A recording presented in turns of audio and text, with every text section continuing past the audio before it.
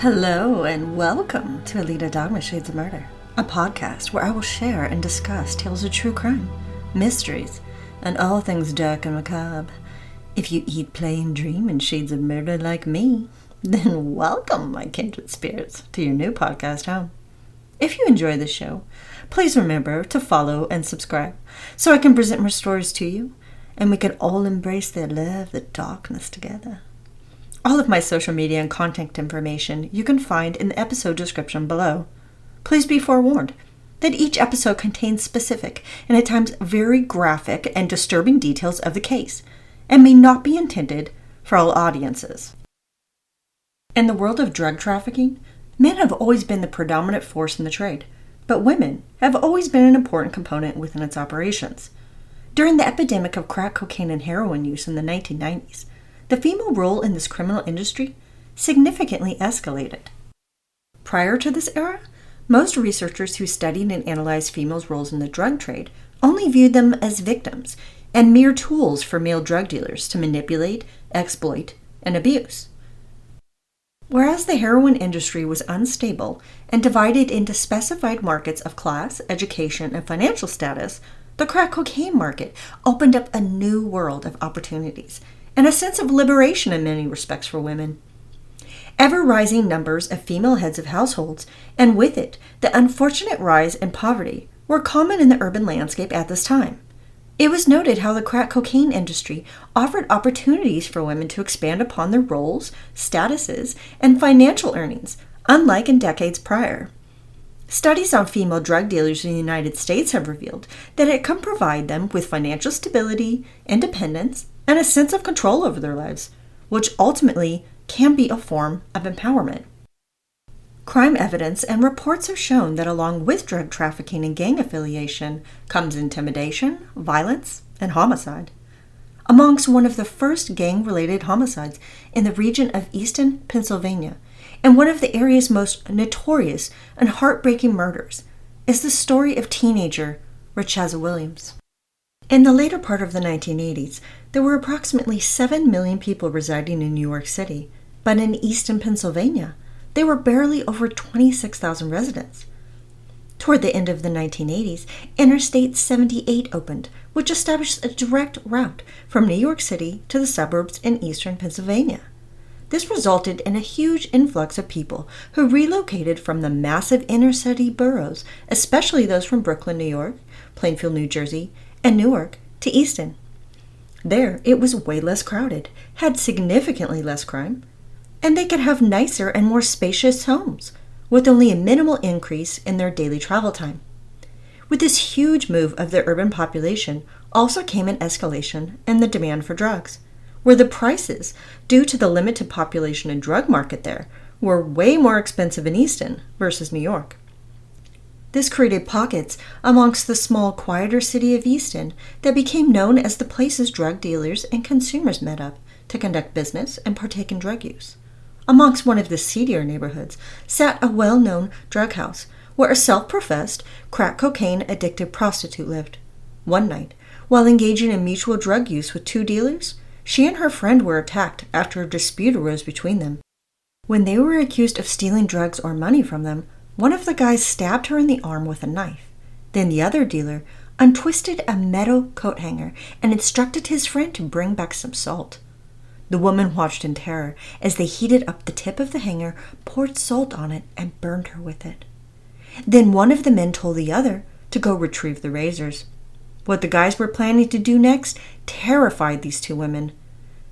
The sex worker's friend attempted to dive through a shut window, which caused so much noise and chaos that the assailants fled the scene. The other woman ran from the house, bleeding and burning, pleading with her neighbors to call the police.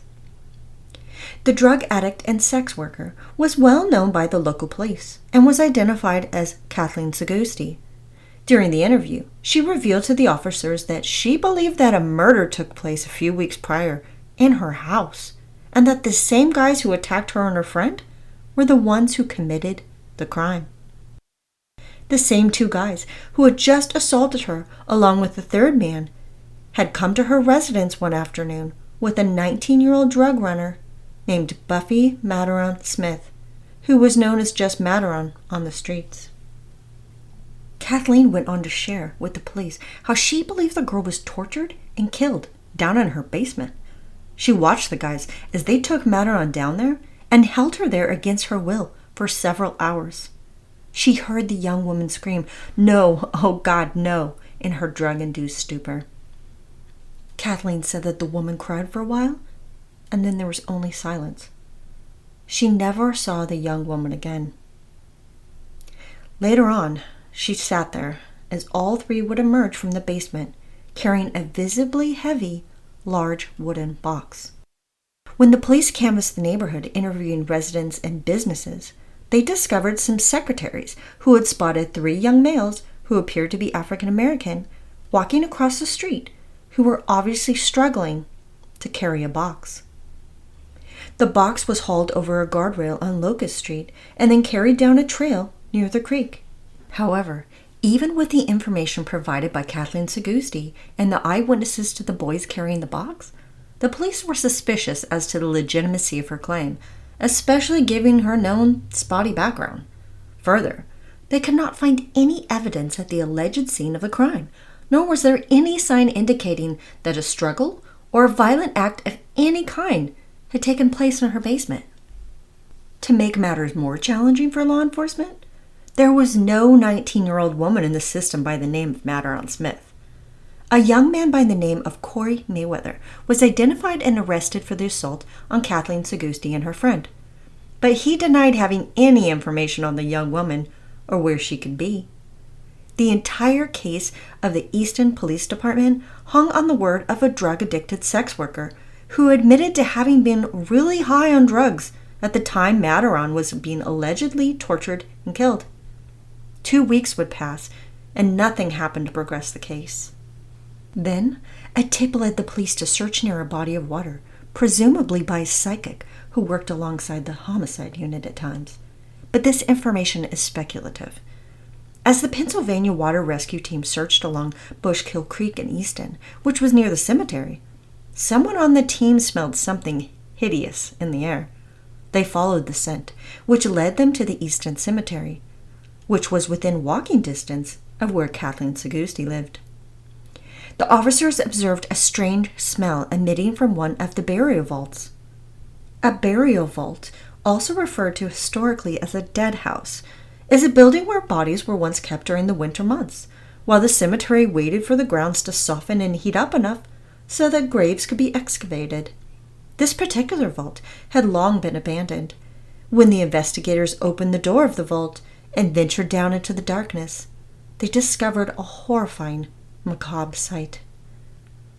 Lying underneath a pile of newspapers was the badly rotting corpse of a partially clothed young African-American woman.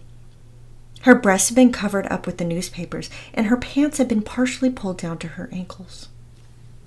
The coroner, Zachary Lysek, explained how the vault was extremely wet inside, so for however long her remains had actually laid inside the dead house, it had drawn in hundreds of flies and thousands of its larvae.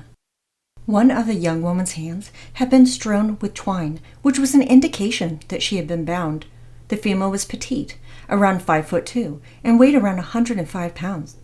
The newspapers were random and several weeks old, so they were not of any value to the determination of the time of her death. The vault had been bolted from the outside with a lock placed on the door. It was clearly evident that the woman had not placed herself inside the vault, due to it being locked from the outside, in addition to the badly decomposed condition of her body. Unfortunately, due to the rampant maggot infestation of her remains, the cause of death could not be determined, nor could any verification of whether a sexual assault had taken place. The police immediately presumed that it must be the body of the young woman Materon Smith, whom Kathleen Segusti had informed them about. But forensic analysis of her teeth showed the victim to be much younger. In fact, the woman was just only a young girl, still in the early stages of puberty. The forensic odontologist, Dennis Azen, determined that the teeth were most likely from an individual who was 13 years old. Law enforcement was stumped as to who this young girl was. They did not believe this could be the woman who had been killed in Kathleen Segusi's basement, since according to her, she was believed to have been 19. Forensic scientist Dr. Haskell was tasked with analysis of the insects which had invaded the girl's body, which was their best chance of determining when she had died. Variations in temperature and weather conditions can have vast amounts of impact on the development of insects, and therefore the rate of the decomposition of a body.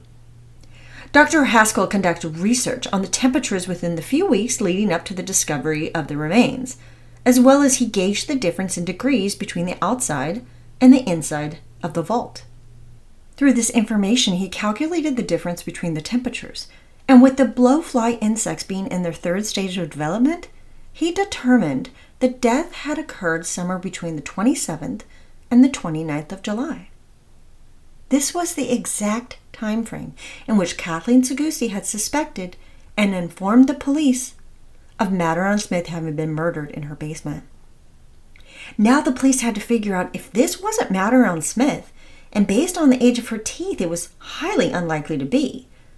So who was this young female victim?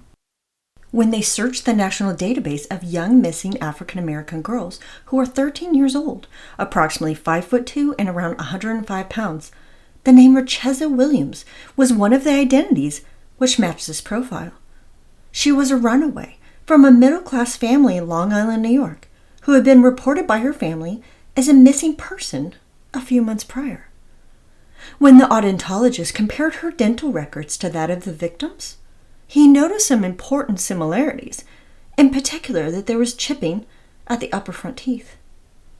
Based on this comparison, the odontologist determined that it was highly likely the victim and the runaway, Richezza Williams, were one and the same.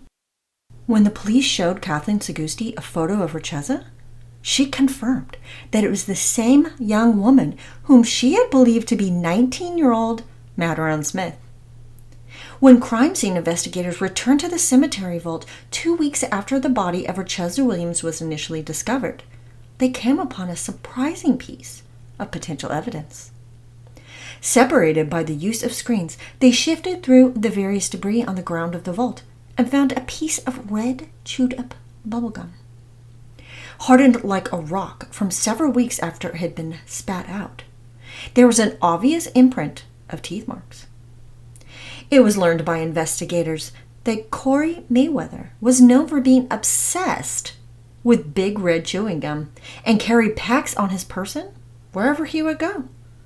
The police even remembered Corey Mayweather chewing it when they interviewed him regarding the girl who at the time was known to be Materon Smith.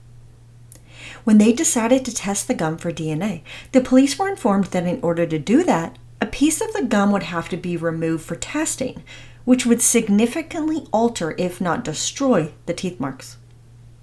Realizing this in the nick of time, the officers retrieved the sample from the crime lab and instead delivered the gum to the same forensic odontologist who had identified the victim's teeth. Afraid of also destroying the evidence, Dr. Asen first froze the gum, created a molding, and then placed the gum within the molding. When the gum was removed, there laid an impression of the teeth within the molding. A model of Corey Mayweather's teeth, Dr. Asen placed a permanent version of the molding over his teeth and found a perfect match within his front teeth, which had a crossbite.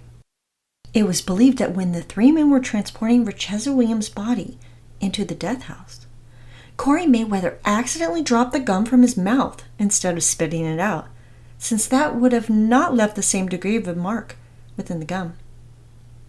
The defense counsel even hired their own forensic odontologist who concurred with the prosecution that the bite mark and Corey Mayweather's teeth had unique characteristics which could not be denied. DNA testing on the piece of gum was done after the fact, and the results were inconclusive. If the investigators had not been wise enough to realize that the DNA test could have destroyed the dental impression and sent it to the forensic odontologist instead, their evidence would have been worthless to their case, and it would have never gone to trial. It was later revealed that Richezza Williams' perpetrators, Corey Mayweather, Kwame Henry, and Stanley Obas, were all members of the Cash Money Boys, a gang heard of by the police back in Brooklyn, but who were considered at the time to be more wannabe gangsters than legit. These 3 young men had accused Richezza of robbing them and keeping some of the cocaine she was dealing for herself. They lured her to Kathleen Segusti's house in late July and dragged her down to the basement. Stanley Obas kept Kathleen preoccupied and drugged up enough to prevent her from entering her own basement, while the other 2 men dragged Richezza downstairs. What would unfold over the next 2 hours would be a horror story for the young girl. Kathleen Segusti witnessed Corey Mayweather as he went up and down the stairwell from the basement multiple times that day to retrieve different tools and items of torture from her kitchen. She heard the young girl crying and begging for them to stop, asking why they were doing this to her, and then abruptly, all noise from the basement stopped, and the girl went silent. Pieces of Kathleen Segusti's story were corroborated when several different items were tested and found positive to contain human enzymes, including a knife, turkey baster, and a wine opener.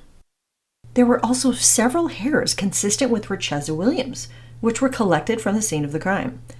The lack of blood found within the basement led investigators to believe that Richezza Williams' cause of death was most likely strangulation.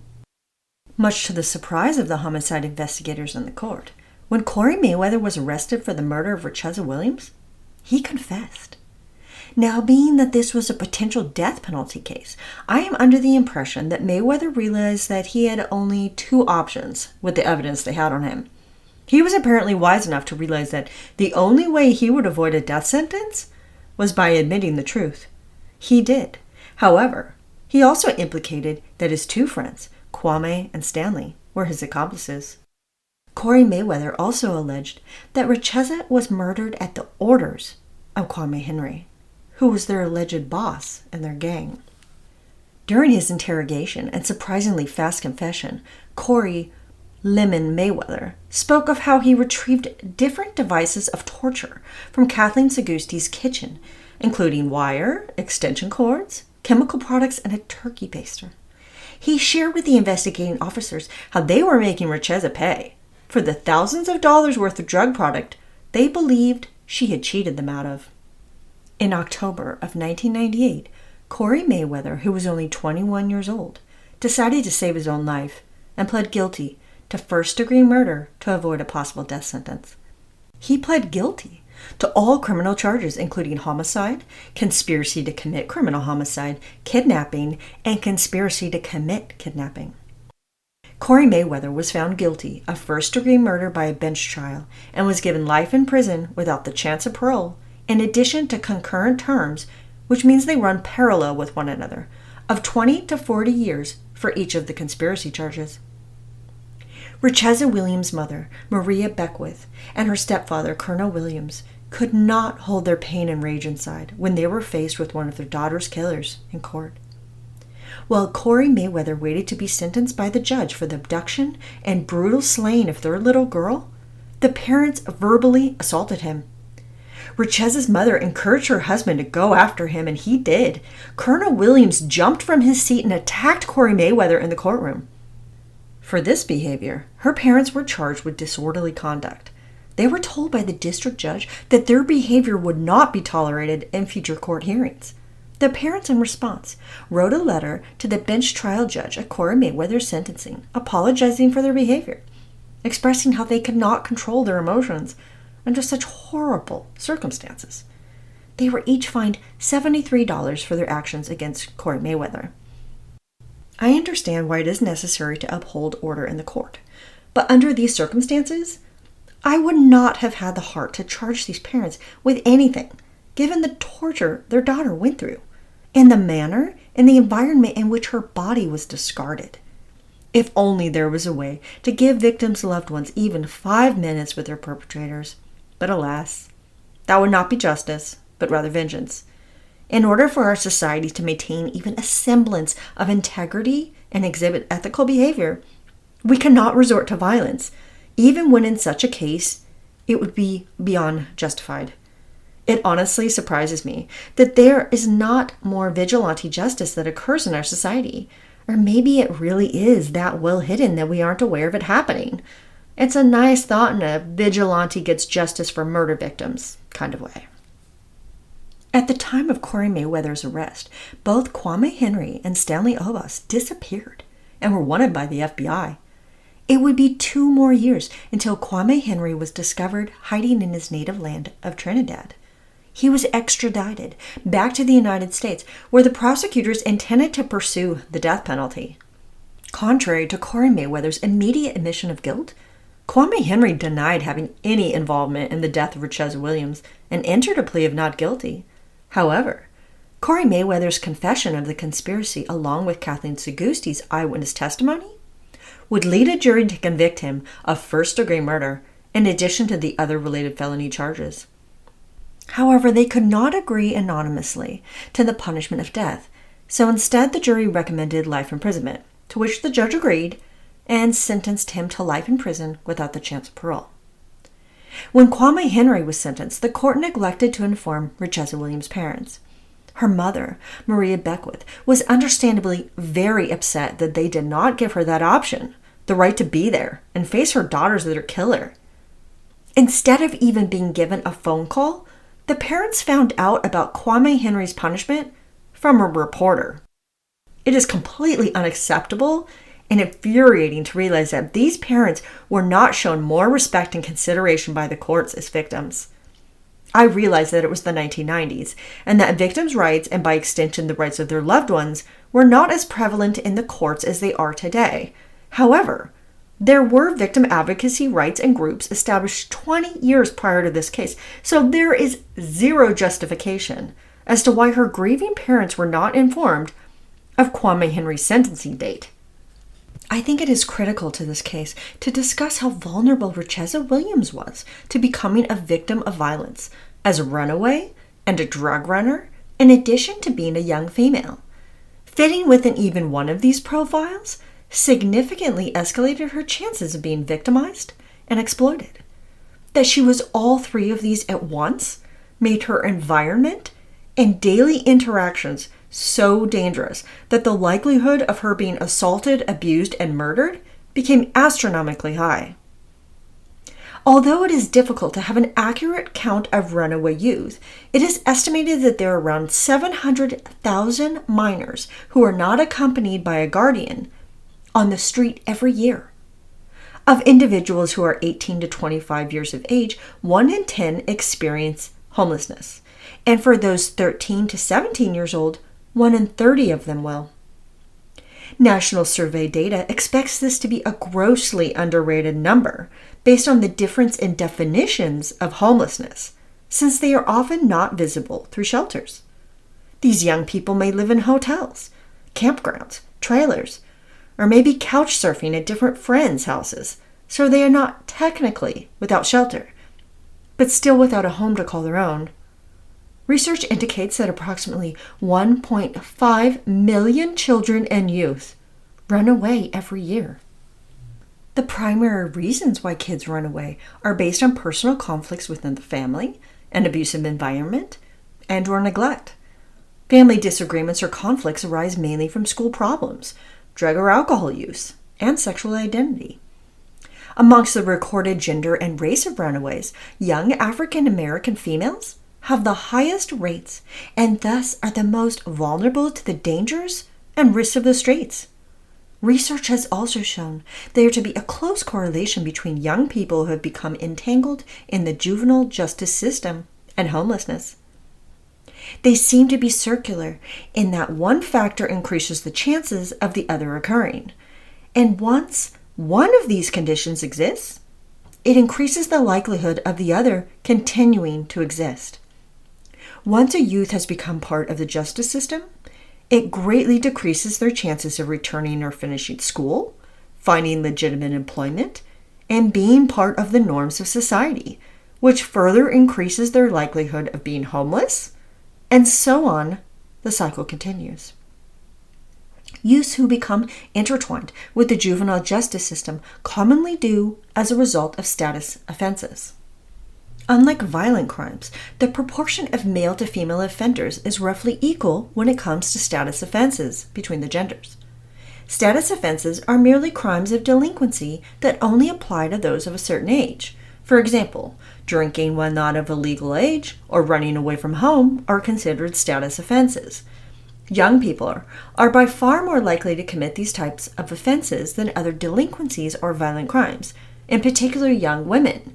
Yet, like so much of female criminality, it is a relatively new area of study, as girls and women have long been ignored within the research. When they have been studied and analyzed, it has been through the scope of male criminal theory, which is not only inaccurate, but also unfair to group together both genders, when their experiences, and therefore the factors involved in their causation, differ greatly from one another. There has been extensive research conducted on juvenile runaways and their chances of being a victim of crimes, especially those of a violent nature. Studies have shown that they are very likely to have had past experiences with delinquent crimes and have left an abusive environment. Females who are faced with this predicament in life are much more likely to be victimized than those who are not. In combination with issues of drug addiction, alcohol, and involvement in criminal activity, this chance for violence skyrockets. Crime analysis on drug dealers, in particular narcotics traffickers, has revealed how they specifically target and lure in juveniles to sell drugs for them, since they will not face the same level of penalty if caught by law enforcement as adults would. This practice helps increase and maintain the flow of drug trafficking networks, since there can always be another young person on the street pushing a product. Of all the youth solicited to be involved in drug dealing, none are more vulnerable than children from urban, lower to middle economic classes. This has caused great concern for the safety and well-being of minority youth. In a study on this matter, it was shown that as many as 6 to 9% of kids ranging between 9 and 15 years old may be involved in selling drugs. One particular survey conducted on more than 18,000 middle and high school aged youth in Maryland found that 7% of kids in 6th grade, 14% of those in 8th grade, and 24% of those in their sophomore year of high school reported that they had been approached to deal drugs. Of the highest rates were young males, those who had been involved with drugs, and those who were African American. Between 1990 and 1998, juvenile court cases for drug-related crimes increased from 5% to 11%, and this increase was especially prevalent between the years of 1993 and 1998.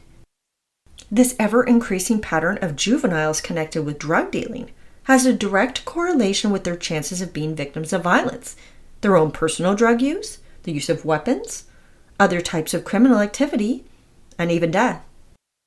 There are 5 known factors that can significantly impact the possibility that a child becomes entangled with drug trafficking. Within the family, issues of drug or alcohol addiction inside the home and a lack of parental supervision and care are critical elements that can lead a child down this criminal path, especially in combination with poverty, a lack of legitimate neighborhood jobs, and negative peer influence. The chance that an adolescent will fall into the drug dealing scene is particularly high. When youth were not devoted to academic attainment or any traditional aspirations or goals for themselves, this further increased their likelihood of being involved in the drug trade. Since the late 1980s, researchers of social science have observed that the escalation in the percentage of the lower socioeconomic classes has directly surged the opportunities for youth to sell drugs. During the 1970s and 1980s, nearly 1 million legitimate jobs were eliminated when manufacturing companies within urban districts shut down, leaving countless juveniles with not many options to turn to for income. As mentioned before, strain theory is a popular criminological theory to explain what drives some offenders to commit criminal acts. Strain theorists have noted how the strains of negative or absent child-parent relationships and low socioeconomic status, combined with little to no real opportunities for these adolescents, created an environment for the opportunity and desire to participate in dealing drugs. Under these pressures, it can become the most viable and appealing option to engage in, at least for youth who do not have enough confidence or positive sources in their life to pursue more traditional achievements or legitimate opportunities. In the case of Richezza Williams, She did not fit the typical profile of someone who was vulnerable to becoming a runaway or a drug dealer, but she ultimately became both, which directly led to her brutal and senseless murder. Richezza Williams did not cope well with the strains on her life.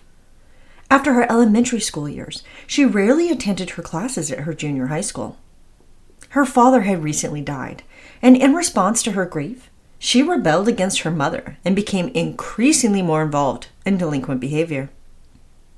Somewhere along the way, back in Brooklyn, she had become friends with much older people, in particular a group of older gang members who were involved in the illicit drug trade. At some point, she was brought into the fold, became entangled in the world of drug trafficking, and was running product between New York and eastern Pennsylvania for this gang. Then her mother uprooted her from Brooklyn, and they moved to Long Island, which she was not happy about. Richezza only lived there for 1 month before she ran away. Through the connection she had made via her drug dealing, Richezza bought a fake ID card, which allowed her to officially create a new life as a young adult woman named Materon Smith. Her persona as Materon Smith was a stark contrast to how her loved ones back in New York remembered her. Kathleen Segusti's friend and fellow victim of the assault by the same drug dealers claimed that Richezza was very private and did not share anything about herself. She also expressed how Richezza, aka Materon, desired to be the center of attention and exhibited a brash, tough girl attitude. A barmaid who previously worked at a tavern that Materon Smith frequented with Corey, Kwame, and Stanley spoke of how the young girl was always in there attempting to get alcohol from her, so she always ended up having to throw her out. Her fake identity worked wonders on her landlord, however, who believed Richezza Williams was 19-year-old Materon Smith and rented her a place to live with her boyfriend Rocky, who was in his early 20s. Her former landlord told about how the couple constantly had friends over, they were loud and constantly partying, and he suspected they were most likely doing drugs. When he was informed by someone that Materon Smith was very likely to be underage, he inquired further about her identification, but by then, she had moved out of the apartment, and her boyfriend Rocky had been arrested back in New York. The tragic death of this beautiful young lady had everlasting effects on the lives of those closest to her and those who were involved in her case. The loss of Richezza has been incredibly painful and difficult for her mother, Maria Beckwith, and her family to endure. Richezza Williams' mother shared how her daughter was a bright, generous, and very beautiful young girl who trusted people too easily. Sandra Taylor, who had been one of Richezza's teachers and was her Girl Scout leader at one time, spoke to Forensic Files about how she was in complete shock when she learned about how Richezza had run away and pretended to be a 19-year-old woman. She talked about how Richezza was an extremely outgoing, warm, smart, and very beautiful young girl. During an interview in 1999, Mrs. Beckwith spoke about how extremely hard it is to grasp what happened to her daughter. That it doesn't feel real, even though she feels the deep impact of her loss every holiday Richezza is not with her family. Richezza's mother also shared how hard it is knowing that they would have been discussing plans now for college, and now there is nothing, no future for her daughter. Ever since Richezza Williams' tragic young death, her former teacher used the story and murder of Richezza within her class curriculum and in her Bible school class to teach other young people about what she described to be the wolves in society who are hidden within sheep's clothing. Interestingly, the head investigative lieutenant at the Eastern Police Department, Lieutenant Parkansky, at the time of the murder lived within the same neighborhood, only a few houses down from the house, at 719 Bushkill. It was widely known to be a crack house where people were known to frequently visit and use drugs there. He had attempted more than once to get the guys in the vice unit to shut it down without success. Lieutenant Stephen Parkansky spoke in an interview in 2016 with Lehigh Valley Live about how the crime still affects him 20 years later. The grotesque nature of her death has made a permanent imprint on his mind, and anything which resembles the smells and appearance of Richezza Williams' crime scene immediately transports him back in time to the day they discovered her body in the dead house. In the case of Richezza Williams, she was still a child. So what drove her to become involved in the dangerous, violent world of narcotics trafficking? Unfortunately, she is not here to answer this question, and to the best of my knowledge, no one in her immediate circle had any idea what she was engaged in. I will not presume what her motivations were, except that by all accounts, according to her family and friends, she sounded to be very headstrong and wanted to make her own way, even though legally she was not allowed to do so. This is most likely why she had a fake identity made to disguise who she really was so she could live on her own terms. We know that at the time she was not committed to continuing her education, in spite of the fact that she was quite intelligent. Richezza Williams was undoubtedly heartbroken and lost by the loss of her father, and seemed to have felt alienated and pushed aside by her mother and a new husband. She was vulnerable to being lured in by an older guy who was also involved in street crime, and she was likely seduced by how grown up and forbidden it all seemed. This is only my perception of her based on what I know.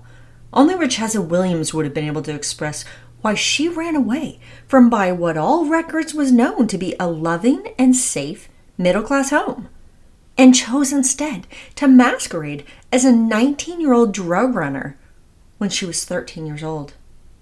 On August 14th, 1996, the third man who violently took away Richezza's young life, Stanley Obas, was charged with criminal homicide, kidnapping, aggravated assault, and criminal conspiracy for the murder of teenager Richezza Williams, and a local warrant was issued for his arrest. Then on August 22, 1996, Stanley Obas was issued a federal arrest warrant since he was charged with unlawful flight to avoid prosecution. Various tips and leads would come in over the years, but nothing ever came to fruition. John Morganelli, the Northampton County District Attorney, in the same interview as Lieutenant Parkansky, discussed that they have never received solid confirmation as to whether Stanley Obas is dead or if he is still alive. The reports and tips have varied wildly over the years, from some claiming that he was killed in the form of street justice, others claiming that he was on the West Coast, and others alleging to have witnessed him on the East Coast, even in Easton. Every once in a while, the NYPD would hear whispers that he was hiding somewhere in Brooklyn. The main investigators in the case are not confident he is even alive still, given the circumstances of his lifestyle. But if he is, they believe Stanley Obas is most likely somewhere in Haiti, which is where his roots are. It has been 27 years since the life of young Richezza Williams was tragically cut short. For 27 years, this man who was an accomplice in the torture and vicious murder of a young teenage runaway has remained at large. There is some justice, since Corey Mayweather and Kwame Henry are where they belong, behind prison bars for the rest of their existence. But true justice will not be met until all of those involved in the death of Richezza Williams face their punishment. There are likely to be challenges within the prosecution if he is ever caught, since sadly, the state's main witness, Kathleen Segusti, has since died from a drug overdose. She was the one who explained during the other two offenders' trials how Stanley Obas distracted her with drugs and kept her occupied upstairs while Kwame Henry and Corey Mayweather tortured Richezza down in her basement. There has even been speculation that Stanley Obas cared for Richezza and wanted to be her boyfriend. However, none of this negates the fact that he was a conspirator in the abduction and brutal murder of a young girl. Whether or not he actually directly killed her is not the issue. He deserves to face up to his role in her death and does not deserve to be free and have a life on the outside. Anyone who has any information regarding the possible whereabouts of Stanley Obas or knows of someone else who may know of his location is strongly encouraged to contact Pennsylvania Crime Stoppers. All communication remains anonymous.